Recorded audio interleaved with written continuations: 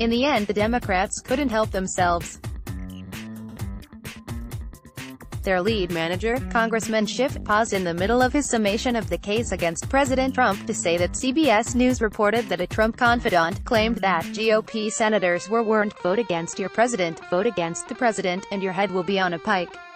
It was a shocking error of judgment to say such a thing on the floor of the Senate. Mr. Schiff compounded his blunder by adding that he didn't know whether the CBS report is true. "I don't know whether that's true," is how he put it.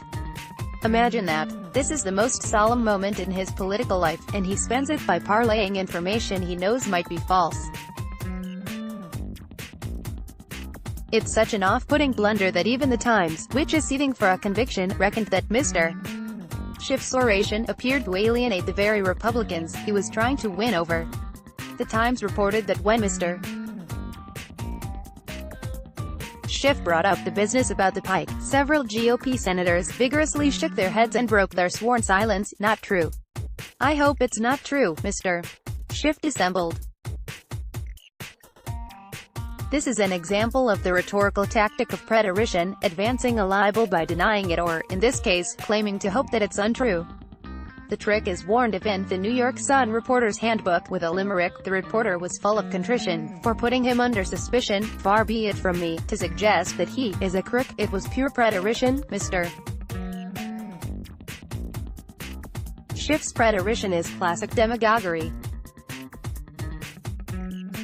Then again also, too, it's of a piece with the Democrats' suggestion that the Senate needs to convict the president so as to forestall the danger of him cheating in the next election. That is, it wants him convicted for high crimes and misdemeanors of which he has been neither convicted nor even charged, indeed, that he has not yet committed. Then there's the question of character, which the Washington Post summed up in a headline that read, "Democrats focus on Trump's character as they argue for removing him from office." The idea, as articulated by the Post, it is that Mr. Trump suffers from a lack of character that will backfire on Republicans if they do not help remove him from office. Call it the Schiff Amendment, so that Article 2, Section 4, ordains that the president shall be removed from office on impeachment for, and conviction of treason, bribery, lack of character, or other high crimes and misdemeanors. Let's see which thunderthud in Washington is in a position to hang on to high office under that standard.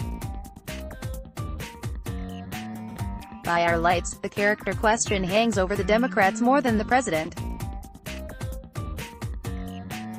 The first point in the president's defense, judging from the session this morning, lies in the failure of the Democrats to disclose, present, and address exculpatory evidence. That is itself a character fault of the Democrats. Trump's lawyers were exceptionally effective on this head. We don't rule out last-minute surprises in this drama. Would after the Democrats' performance in, say, the hearings for Justices Clarence Thomas or Brett Kavanaugh. Absent last-minute surprises, though, the trial of President Trump fairly begs for a motion of dismissal. Our own instinct is that it would be no less of vindication for Mr. Trump than holding out for a full acquittal. Let's block ads.